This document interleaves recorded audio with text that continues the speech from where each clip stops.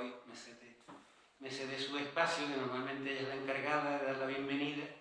Pero bueno, como hoy estoy yo en la mesa para presentar el libro, o introducir el libro de la lectura de Borja, pues nada, es mi papel hoy daros la bienvenida. Y nada, vamos a comenzar enseguida el acto. Te doy la palabra, Antonio. Bueno, pues está con nosotros Antonio Guayo, de la editorial Peripecia Libros, y Borja Ruiz, que es el autor que presenta hoy. Borja Ruiz, que es el autor que presenta hoy el libro. Así que, Antonio, cuando tú quieres. Buenas tardes, bienvenidos a todos y todas. Y tengo que dar las gracias especialmente a la Fundación Caballero Bonal por acogernos en su sede tan maravillosa y de tanto prestigio. Presentar un libro en la Caballero Bonal ya es de por sí un lujo. Así es que gracias y muy agradecido. Bueno, yo vengo en calidad de editor. En calidad de editor de una editorial, yo creo que todo el mundo conoce ya Peripecias Libros, entonces no hay que presentarla. Somos una editorial de Jerez que tenemos ya unos 10, 11 años a nuestra espalda y tenemos pues unos 150 títulos publicados. ¿Qué tiene de especial este libro? A ver, nosotros tenemos varias colecciones, pero yo es que tengo especial predilección por algunas, pero la de poesía es una colección para mí muy necesaria, porque muchas veces me dicen, pero Antonio, ¿por qué apuestas por la poesía? Que la poesía es que no la lee nadie. Y digo, mira, eso no es verdad. En primer lugar, la gente lee poesía, pero es que aunque la gente no lea poesía, la poesía es necesaria. La poesía es vida. La poesía, sin poesía no viviríamos.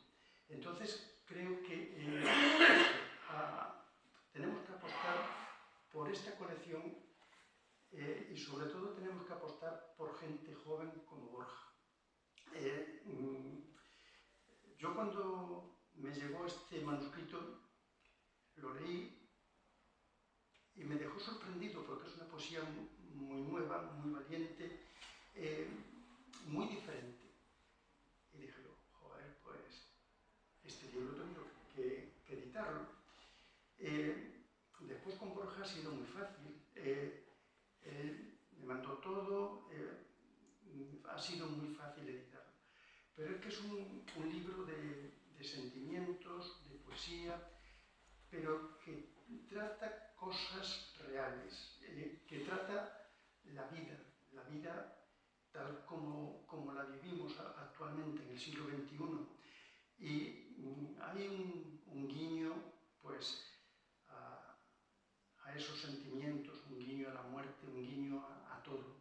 Es un libro realmente, para mí, es un libro necesario porque te hace sentir cosas. Y la poesía siempre tiene que hacer sentir cosas. La poesía es sentimiento, la poesía es realmente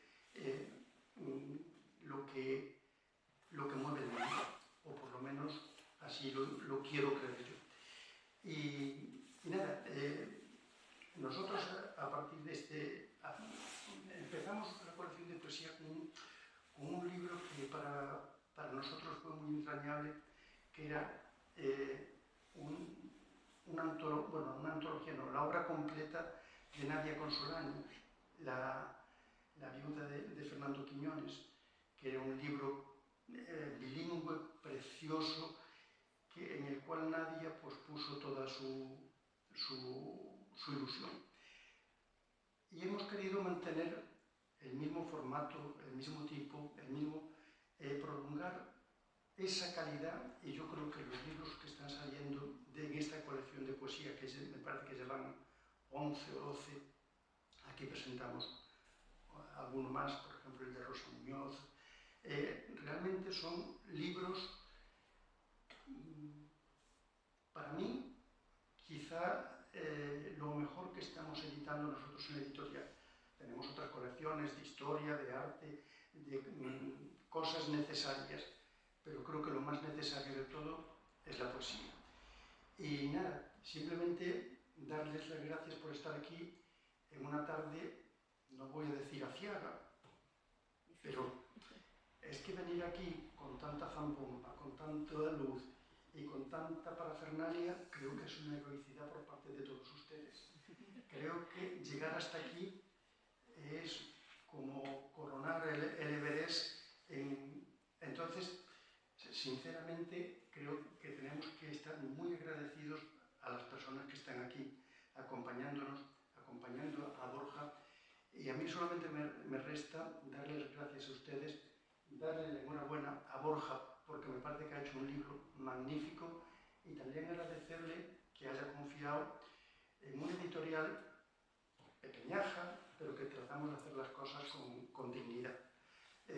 Si nosotros presumimos de algo, que no podemos presumir de grandes tiradas ni de pagar grandes derechos de autor, lo que sí presumimos es de hacer las cosas bien, hacer unas ediciones muy cuidadas, que el autor o autora pueda corregir las veces que quiera el texto hasta que nos diga, está perfecto. Pues entonces lo imprimimos. Mientras tanto, está en manos del autor o autora la decisión. Y nada más, muchas gracias a todos y todas, y vamos a disfrutar del libro y de las palabras de Borja. Muchas gracias.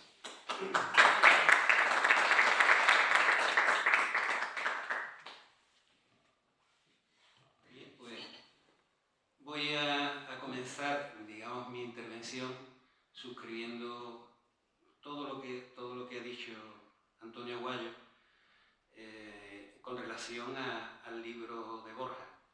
Es decir, a mí me parece que un día, yo llevo un taller aquí en la Fundación de Creación Literaria, pero es individualizado, no es un taller, digamos, para grupos, porque ya hace tiempo que me di cuenta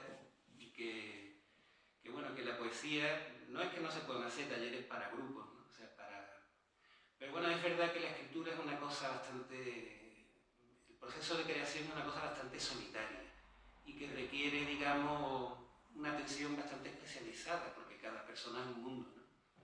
Yo recuerdo que un día me dijo Pepa, mi compañera y jefa aquí en la Fundación, de que iba a venir un autor joven que quería que se le echara un vistazo a las cosas que él había escrito. Entonces yo, encantado, porque como estaba diciendo Antonio, si viene alguien, pues siempre uno se alegra, pero si encima es alguien joven, pues bueno, uno se llena un poquito como de esperanza, ¿no? Porque no sabemos dónde se puede llegar. O sea, es alguien que empieza, digamos. Y yo me alegré mucho porque cuando conocí a Borja, primero me encontré una persona muy centrada en lo que estaba haciendo, y además él traía debajo del brazo unos poemas, una carpeta con sus poemas. Y bueno, y ese mismo día pues estuvimos echándole un vistazo así por encima, y bueno, tampoco hace falta profundizar demasiado. Es decir, yo creo que la poesía, uno lee varios poemas, por no decir un solo poema, pero bueno, a cualquiera le puede sonar la flauta. Entonces leímos varios poemas y enseguida me di cuenta de, bueno, como ha dicho Antonio, que lo que ha dicho Antonio es verdaderamente lo que hay que decir de este libro. O sea, es un libro diferente, es un libro que llama la atención y es un libro que se lee muy fácil. Es verdad que tiene una aparente sencillez, pero bueno, yo leí esa primera, digamos, tanda de poemas y enseguida me di cuenta de que había algo especial, algo diferente, algo que merecía la pena pues trabajar un poquito. Entonces, tampoco hicimos mucho, prácticamente el libro estaba hecho. Le pegamos un repaso, se quitaron, creo recordar algunos poemas, no porque estuvieran mal, sino porque tampoco eran necesarios, ¿no?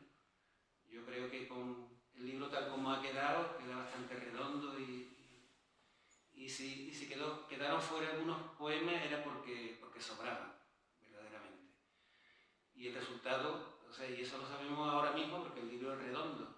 Si no fuera redondo hubiéramos fallado ahí, pero yo creo que no. Entonces quedó algo bastante bueno, o sea, que yo me quedé bastante satisfecho. Yo creo que este libro está muy bien, es un libro muy especial, la verdad. Entonces, en un poeta joven como Borja, para Jerez, creo que es algo, es algo importante, por decirlo con claridad. Es verdad que la poesía, como estaba diciendo Antonio, pues es algo para minoría. O sea, la poesía, además, es precisamente lo que salva la poesía, que es para una minoría. Si no, pues rápidamente se hubiera pervertido un poco como otras artes se han pervertido. En el momento en que un arte empieza a ser objeto de la industria, pues empieza a tener problemas. Eso le pasa a la novela y eso le pasa a la pintura y no digamos a la música y a todas las artes. La poesía se le escapa al poder. Es algo que se escapa entre los dedos. El poder quiere atraparla, pero no puede. El negocio quiere atraparla, pero no puede. El poeta es alguien que siempre se escapa de eso. Y aunque hay de todo, es imposible, ¿no? Por eso Platón pues expulsó a los poetas de su república, ¿no? Porque se le escapaba, al poder se le escapaba. Entonces, y esto viene muy bien al pelo porque este libro tiene... Yo había escrito unas cosas, pero realmente creo que no merece la pena. Este libro tiene un componente crítico, pero antes de entrar en eso, lo que sí quiero decir es que lo que estaba diciendo Antonio, estoy absolutamente de acuerdo. Yo creo que es un libro de fácil lectura, pero no es un libro sencillo. O sea, tiene una aparente sencillez, pero hay una profundidad y una complejidad que ahora voy a tratar de discernir un poquito. Pero es un libro que tiene una fácil lectura. Es verdad que es un libro entretenido, incluso divertido. Y es porque son poemas narrativos. Son poemas, incluso algunos poemas tienen un cierto aliento de largura, ¿no? O sea, hay algún poema breve, creo que había un poema de un par de versos, un poema que tiene 4 versos, pero hay poemas largos que hoy en día abundan mucho en el poema corto. La mayoría de los poemas pues oscilan entre, ¿qué te digo?, entre 8, 15, 16, 18 versos. Y aquí hay poemas largos que se acortan. Es verdad que son poemas que no tienen mucho adorno, pero están precisamente, eso es precisamente porque son poemas narrativos y porque están dentro de una corriente literaria. Es decir, que la poesía de Borja es joven, pero tiene una trayectoria lectora. Entonces, él viene de una tradición que por un lado tiene un componente romántico, o sea, se huele ahí la presencia de Beckett, pero sobre todo de la generación perdida, de la generación beat, y sobre todo este libro está dentro, podríamos decir, de una corriente que se llama el realismo sucio, ¿no? De un John Fante, de un Bukowski, y bueno, yo creo que es una lectura fácil. Es verdad que la poesía en general se bebe a sorbo, se bebe a pequeños tragos, ¿no? Nunca mejor dicho, en un libro donde abundan las copas y los tragos y los bares. Pero se bebe a pequeños sorbos, ¿no? Pero este libro no. Este libro es un libro que se puede leer prácticamente del tirón. Es verdad que si tú lo quieres aprovechar requiere varias lecturas. No lo vas a discernir, no le vas a sacar todo el jugo en una primera lectura, pero sí, lo admite, ¿no? Otra cosa que me gustaría decir es que la poesía, yo creo que, bueno, a mí me gusta hacer reduccionismo porque si no sería interminable, ¿no? Pero yo creo que en la poesía hay dos miradas, dos tipos de miradas. Una que es la mirada del poeta que nace, una mirada que nace del asombro, esa idea del niño que ve el mundo por primera vez. La de Borja no es esa. La de Borja es una mirada que nace del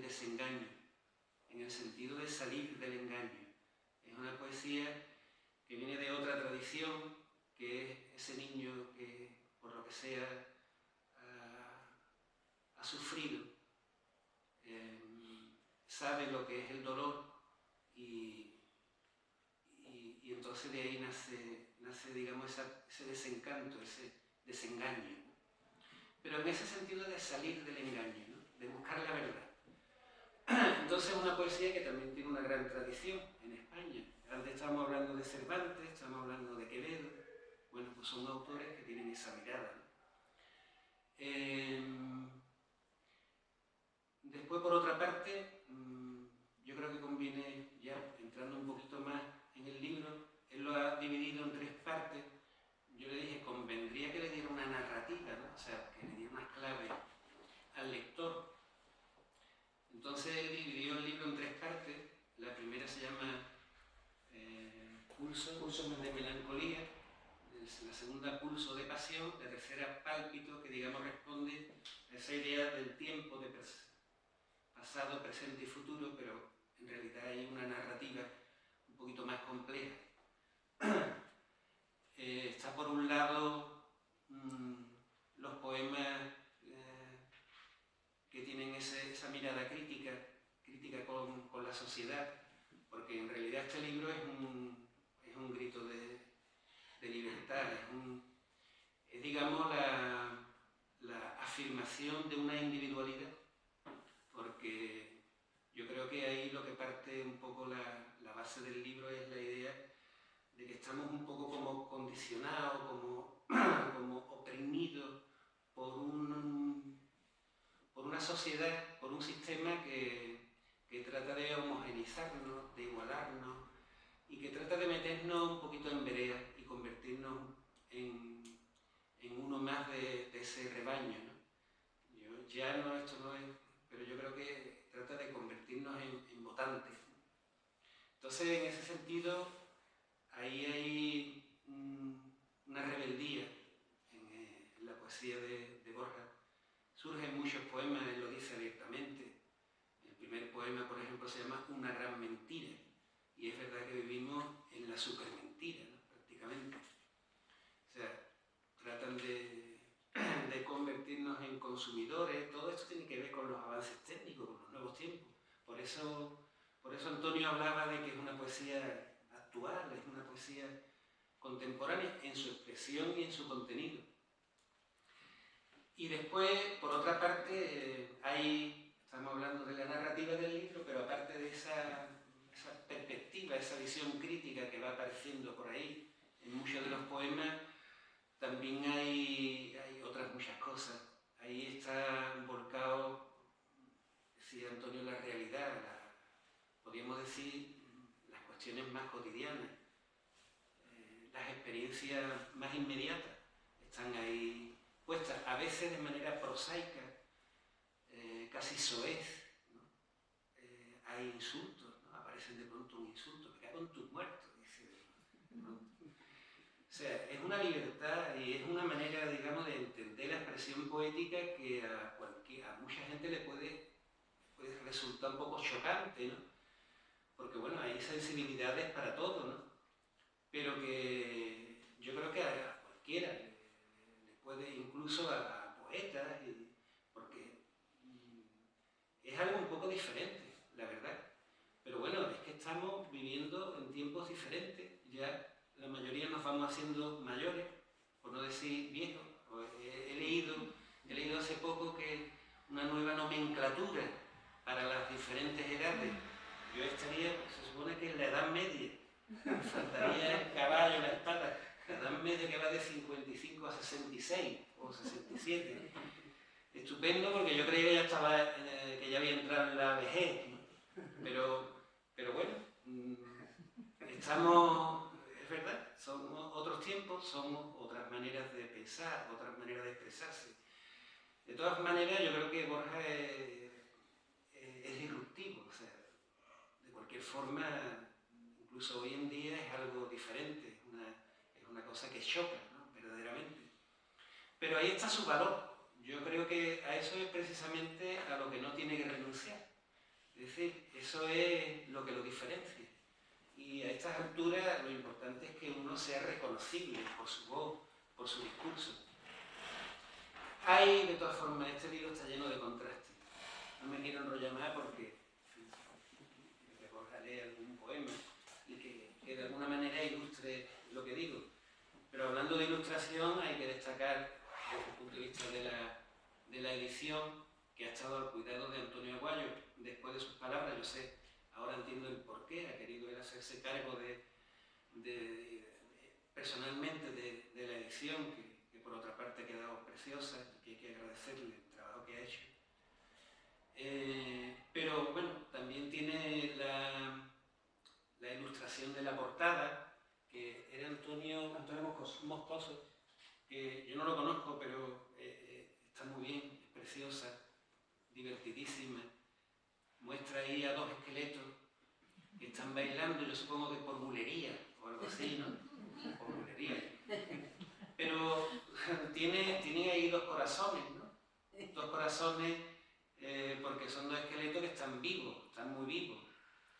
Porque yo creo que quizá dando a entender que lo que dice el título, aunque se apaguen los latidos, pues la idea de que la poesía no muere, de que permanece, de que está ahí y permanece. Y que antes hablábamos de Becker y a mí me recuerda este título que por otra parte es una oración adversativa, ¿no? Dice aunque es una oración adversativa, o sea que forma parte de una oración más amplia, faltaría la afirmación. Entonces en la primera página él pone la frase así, aunque se apaguen los latidos, creo que está aquí puesto así, con punto suspensivo, y en la última, ¿no?, desvela el misterio, o sea, aparece la afirmación. Dice, seguirá latiendo la poesía. O sea, que el título estaría completo así, aunque se apaguen los latidos, seguirá existiendo la poesía, y a mí me recuerda de que antes citábamos a Becker, ese poema que dice, no digáis que ha agotado su tesoro, de asuntos falta, enmudeció la lira, podrá no haber poetas, pero siempre habrá poesía. Entonces yo creo que hace alusión a eso, ¿no? A que la poesía no muere ni puede morir, ni puede morir. Y esto está hecho con gracia, yo creo que le viene muy bien, porque no lo he dicho, pero antes de despedirme lo tengo que decir, porque es fundamental, no se me puede escapar la idea de que aunque sea una poesía bastante despojada de adorno, porque ese género, esa corriente literaria así lo pide, incluso hay poquísimos adjetivos, ¿no? Pero uno de los recursos más importantes que tiene es precisamente el humor, que es lo que hace precisamente este libro, que a pesar de que tenga tanta profundidad, admita una lectura completa del libro, es precisamente la presencia del humor. Los poemas tienen mucha gracia, muchos de los poemas tienen mucha gracia. Yo no sé si Borja los conoce, pero bueno, también hay una tradición más reciente de poetas que cultivan la ironía y el humor en sus poemas. Está Javier Salvago, Miguel Dor, aunque es una cosa bastante diferente, pero bueno, está ahí la presencia del humor. Así que a mí nada más que me queda, Borja, darte la enhorabuena, animarte a que sigas por esta línea, que está claro que siempre seguirás avanzando, dándole vueltas al asunto, empezarán a cambiar cosas, pero que sepas que has encontrado una beta que te diferencia y que tiene un valor. Y yo creo que ese es el camino, y ya verás tú por cómo sigue, porque esto es simplemente un primer paso, pero yo creo que vas por un muy buen camino y nada, te animo a que siga adelante y que nos cuente lo que tú quieras sobre tu experiencia con el libro y nada más. Así que muchas gracias.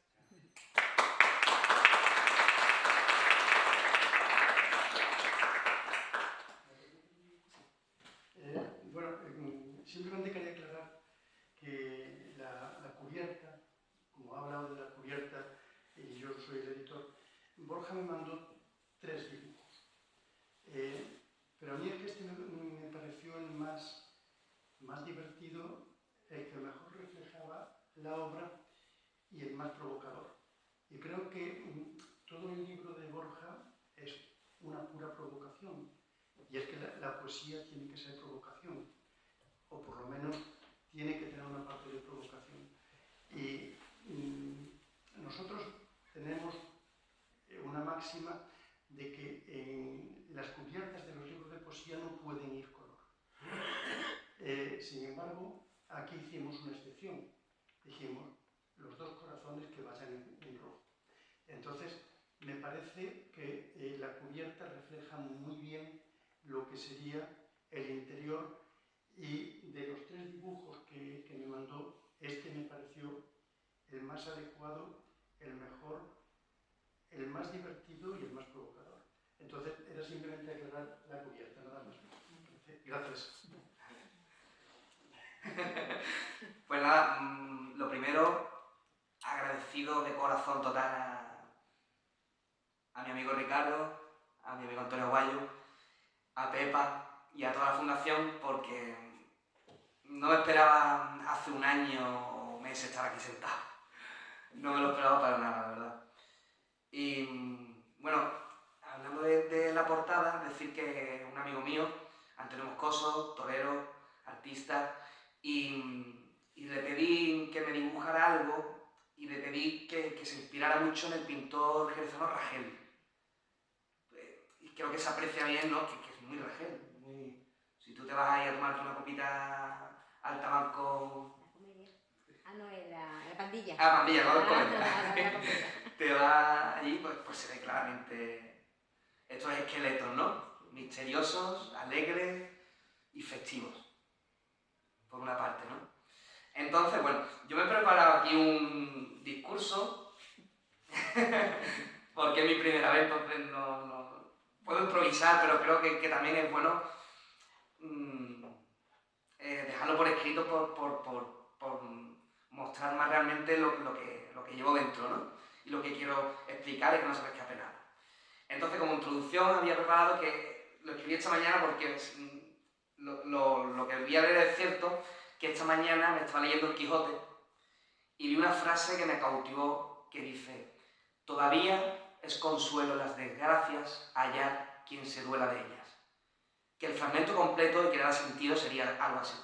Y cuando vuestra desventura fuera de aquellas que tienen cerradas las puertas a todo género de consuelo, pensaba ayudaros a llorarla y plañirla como mejor pudiera, que todavía es consuelo las desgracias hallar quien se duela de ellas. Y entonces yo pensé, oye, no le llego ni a la uña del pie a don Miguel de Cervantes Saavedra. Pero también pensé, joder, estoy construyéndome, ¿no? Porque leerle a él como leer a otros maestros, al fin y al cabo es construirme. Y como antes ha dicho Ricardo, estoy aquí por mis lecturas. No sería capaz de escribir sin poder leer, ¿no? Entonces, y mientras tanto, pues pensé, mientras me construyo, este libro es como salir al ruedo, ¿no? Por primera vez y torear.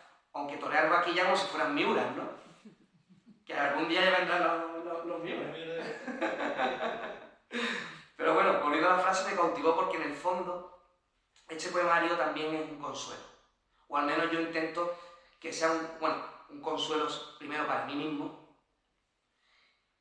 para mis desgracias, y ojalá, y eso es lo que yo quiero, para quien pueda tenerlas. Y al leer el poemario, porque muchas veces uno está solo, y a mí me pasó mucho, sobre todo con Bukowski. Yo me acabo de reír con Bukowski, porque decía, coño, a mí esto me ha pasado, y te hace sentir menos solo, y muchas veces viene el llanto, viene la risa, y es maravilloso, fabuloso leer autores que hay como una especie de vínculo, ¿no?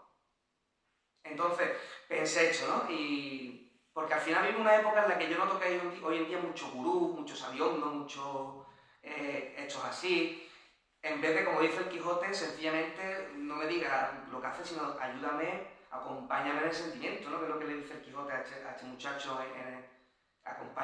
Quiero acompañarte, quiero llorar contigo, si hace falta, pero no te voy a decir lo que tienes que hacer, ¿no? Y yo creo que eso hay mucho hoy en día con eso de la autoayuda. Creo que falta un poco más lo que es la empatía profunda, que es el sentir, el empatizar con el dolor. Y eso es lo que yo pretendo con este libro.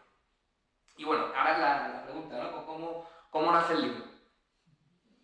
Bueno, pues para hablar de este libro tendría que remontarme a Madrid, que yo viví en Madrid una época, yo soy actor, allí estuve yo formando en una escuela que se llama Coraza, y ahí toco muchos autores, Tennessee Williams, Arthur Miller, por supuesto Lorca, Chekhov, Shakespeare, y yo había dejado a mi exnovia, tenía una época de soledad tremenda, vivía en un zulo con dos compañeros míos, y venían las noches, yo recuerdo que me traía de que diera una botellita de NPU, me ponía mi copita, me ponía por las noches a escribir después de clase, y al día siguiente tenía clase, y me ponía a escribir poemas, cosas que yo sentía.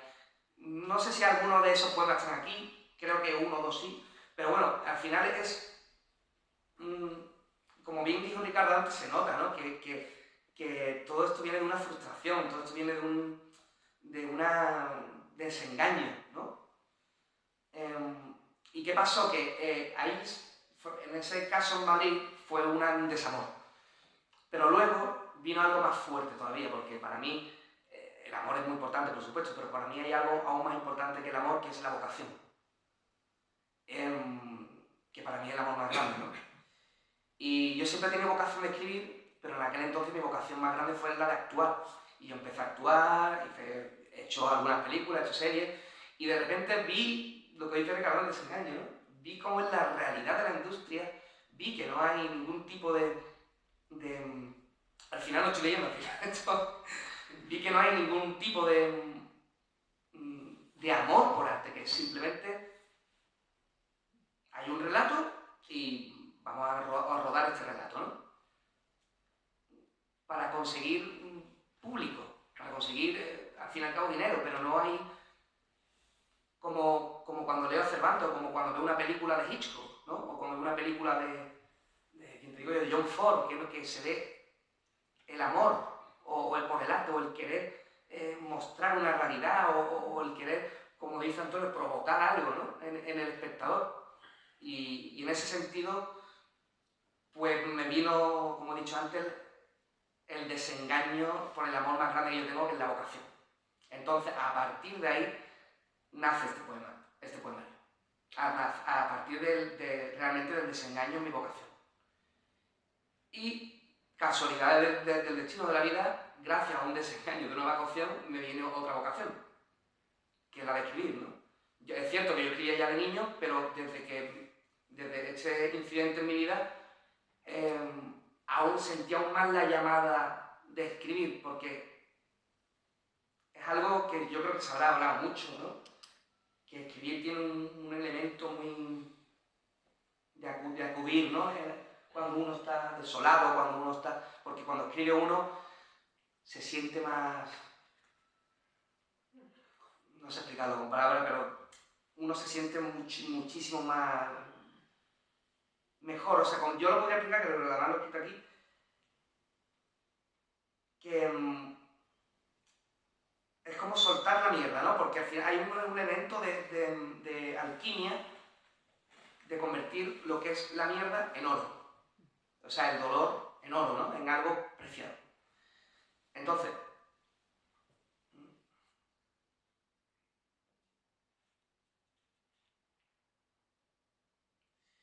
eso es. Entonces, todo este sentimiento de lo que os estoy contando, de la soledad, todo esto me llevó a seguir escribiendo cada vez más, a encontrar mi refugio, y todas estas lecturas que me ayudaron, como Bukowski, como Rimbaud, Gloria Fuertes, John Fante, Knut Hamsun, Hemingway, Cernuda, Roger Wolf, Carmelo Iribarren, que me enseñó, por cierto, Ricardo, Cervantes, Dostoyevsky, y así como todo este cine, ¿no?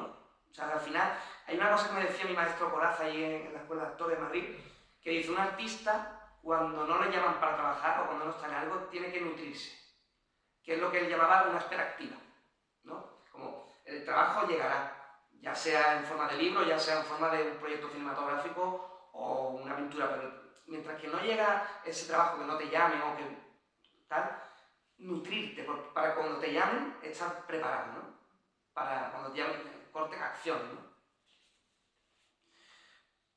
Y entonces empecé yo a cuestionarme cosas que yo antes no me planteaba, porque yo antes vivía como cualquier chaval muy joven en la ilusión de que iba a llegar, iba a triunfar, y la realidad es otra, ¿no? Y sobre todo cuando uno, que en mi caso siempre he pensado he tenido una idea muy romántica de lo que es el arte, y creo que sigo teniendo.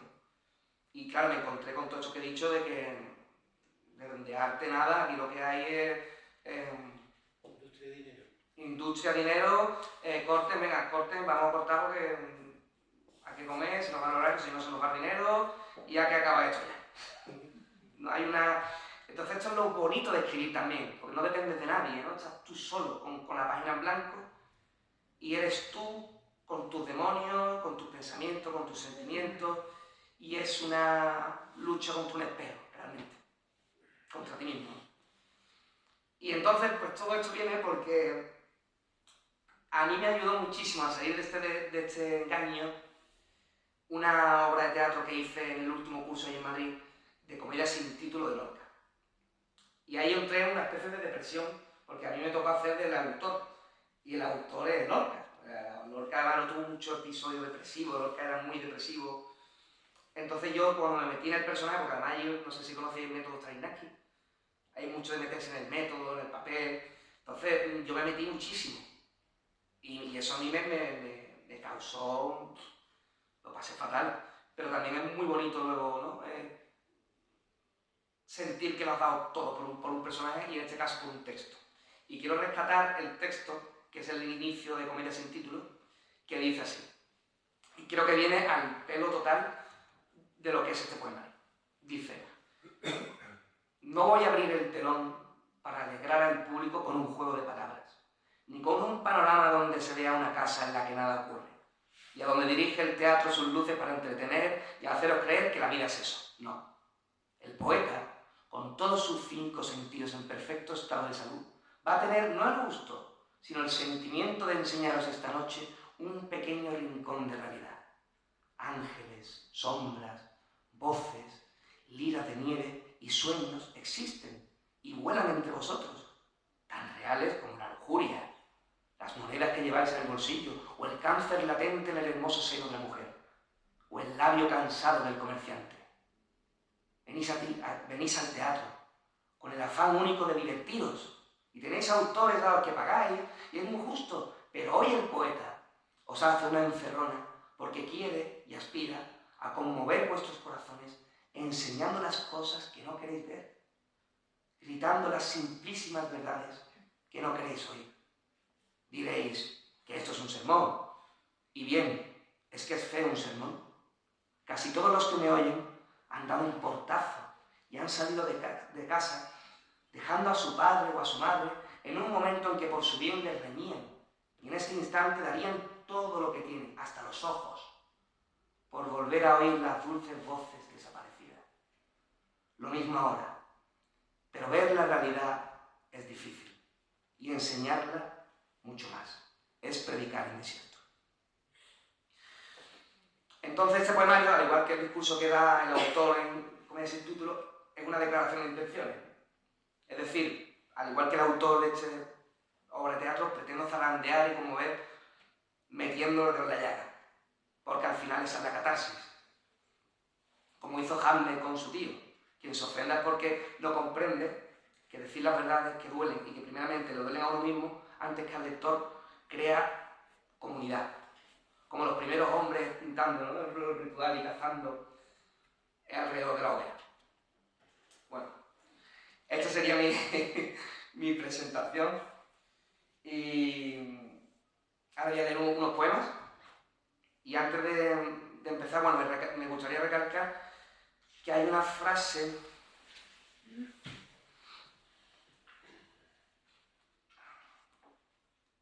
que he metido al principio del libro, que dice que la vida sin intensidad es una gelatina. Y que da justamente nombre a un poema que aparece en el prólogo del libro. Y ahí cuento, donde vi por primera vez esta frase: la intensidad nos da firmeza y dureza, nos ancla a la tierra. Hoy en día se ve, ¿no?, que nos pintan la intensidad como algo negativo y cosa de locos. Nos pintan y nos intentan hacer creer que es mejor una vida ligerita, sin sufrimiento, fácil, como una gelatina.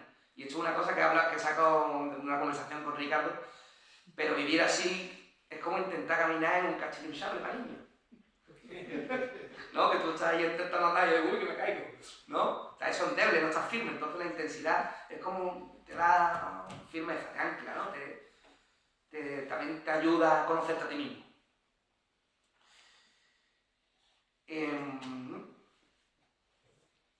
Y creo que también nos enseña justamente a caminar en este mundo incierto y a aprender a caminar con la tremenda duda que nos corre a todos, ¿no? ¿Qué cojones hacemos aquí?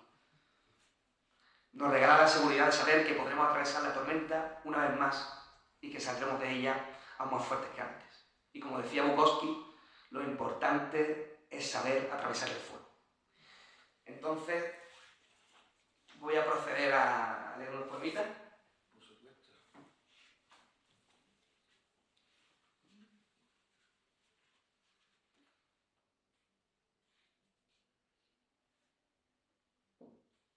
Que es justamente del que hablaba antes Ricardo, de todo este tema de las mentiras, ¿no?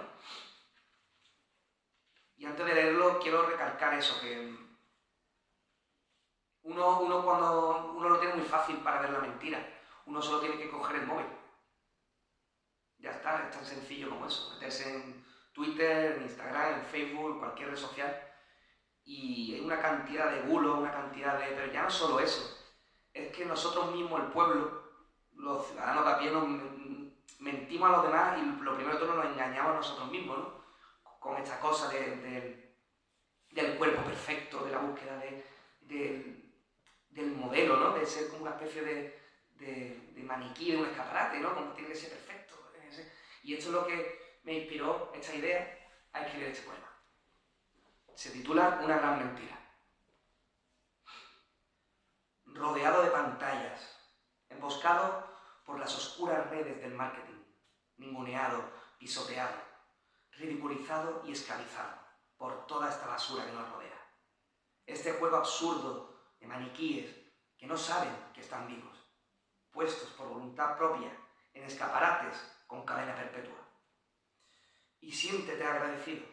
Tienes una casa, dinero, amantes, un coche y alguien que se encarga de guardarte tus ingresos robándote el X% tal. Y si no tienes nada de esto, agradece que te den un durito a aquellos que sí lo tienen. Agradece. Haz yoga. Paga por tus traumas, tus inmensos e incalculables delirios, ansiedad, estrés, y luego vuelve a agradecerlo. Encima te ayudan, con intereses. Ah, y ve al gimnasio. No quieren maniquíes defectuosos. Ya sabes, la cadena perpetua tiene que ser lo más estéticamente bonita posible. Si no, no compartirás celda, amigo. Y nadie quiere eso. Pero que no te engañen. Ya entraste solo en esta cárcel. Solo necesitaste un pequeño empujón y unas cuantas contracciones. Y los locos, no hay de qué preocuparse. Los manicomios los cerraron hace tiempo porque el mundo entero está loco. Así que relájate, toma asiento, respira, bebe un poco de agua y ahora dime, ¿qué te pasa?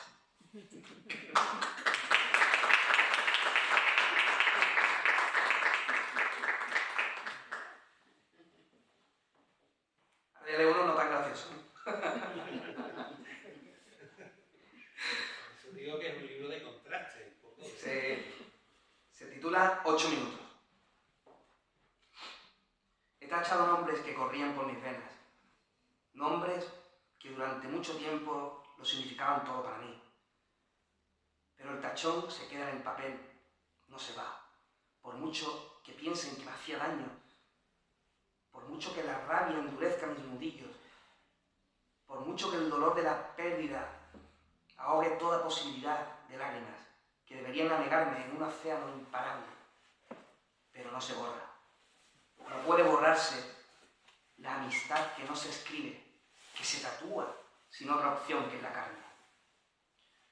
Y uno que ama sin esperar los 8 minutos que tarda la luz en llegar aquí, a la eterna noche, está condenado, está perdido a ser huracán, impulso, incendio, con las únicas personas, los únicos nombres que de verdad, alguna vez o cuando la palabra siempre no perdía su significado perenne, fueron importantes, antes de que llegara la primera luz de Navidad para saturar todo el tiempo vivido y tacharlo en la oscuridad.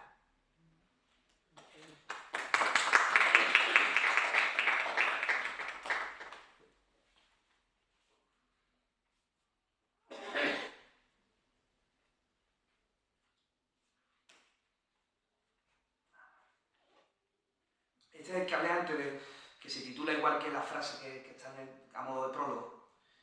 La vida sin intensidad es una gelatina.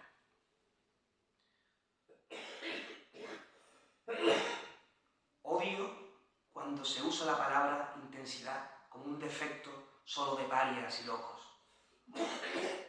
Como si el rugido de un león o la tierra sacudiendo nuestras casas fuera algo inusual, antinatural o extraño.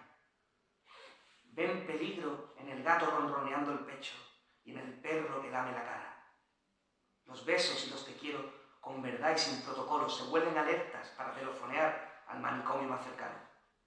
Las multas que uno tiene que pagar por ser uno mismo las paga con soledad, sin fianza, ni crédito, ni cómodos plazos. Un único pago al contado por ser, por vivir libre y a la manera de las águilas que descienden en picado, sin duda ni compasión, cuando encuentran su alimento. Lo llaman intensidad con desprecio y alevosía. Es la vida, les digo, mientras camino sobre las cenizas de todos aquellos que dejaron apagarse y morir su fuego.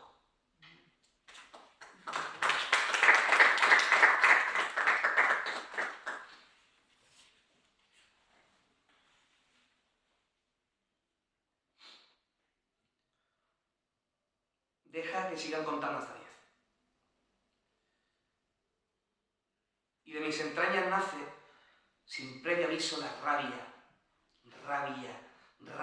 contra la familia, traidores de sangre, contra los amigos, puñales por la espalda, contra la sociedad, rebaño de cerdos atados, contra la estupidez, selfies a rostros sin alma, contra la mentira, cambio climático de cuerpos vivos que están muertos, contra la censura, bienquedas despóticos que ignoran el grano en el culo, contra los artistas, putas del mejor postor, contra lo políticamente correcto, contra los ignorantes de la historia, contra los embellecedores de la poesía, contra el cine, la música de cardiograma plano, contra el bullicio, las masas, contra el predicador Happy Flower, contra el poliedro de músculos sin cerebro, contra todo, contra nada, contra mí mismo.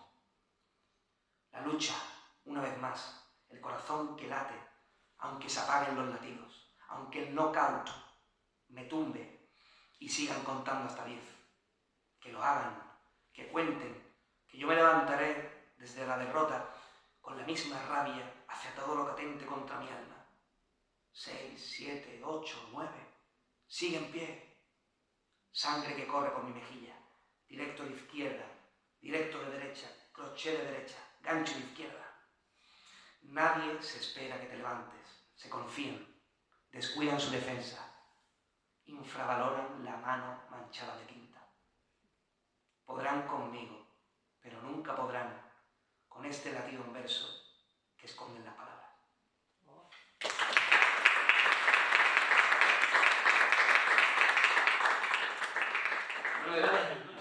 Yo creo que sí, para que veas suspense. Lo más alto.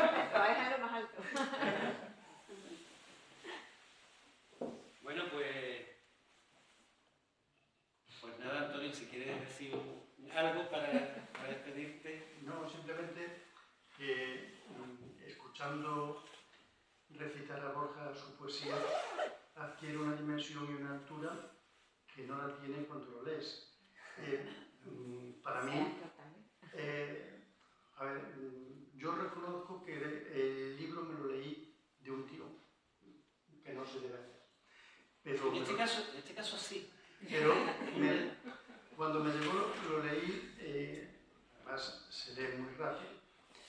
Después le di varios repasos, pero es que ahora, oyendo a Borja recitar este último poema, se te ponen los pelos de punta. Entonces, simplemente, gracias a Borja por haber escrito esta poesía tan maravillosa. Nada más, gracias.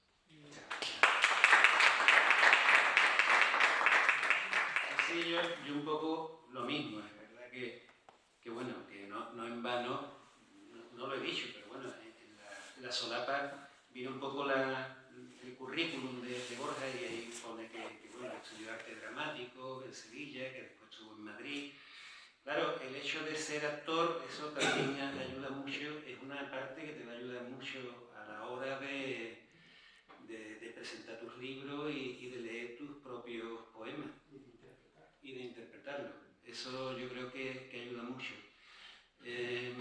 La selección que has hecho de poemas me parece que ha estado muy bien. Es verdad que ese componente de humor, a lo mejor podías haber tirado un poco más de él, pero eso sería, como decía Paco de Lucía, para agradar al público, pero que se iba a quedar igual. Entonces yo creo que has hecho bien, porque le ha dado un poquito ese toque de profundidad que tiene el libro, que muchas veces te puede distraer, el humor distrae mucho. Es muy necesario y muy importante, pero distrae, la verdad es que sí. Entonces creo que ha quedado muy bien la selección que has hecho. Y nada, yo creo que con esto basta para que nos podamos hacer una pequeña idea de lo que es el libro. Es verdad que el libro requiere su silencio, su lectura en soledad. Y nada, os animo a comprarlo, a tenerlo, a leerlo y a disfrutarlo, que es lo que nos ofrece, digamos, este primer libro de Borja. Así que nada, un abrazo para todos. Y ahora, como me indica Pepa, os invitamos a tomar una copita antes de irnos, por si alguien se quiere ir luego a celebrar una zambomba que lleva calentito.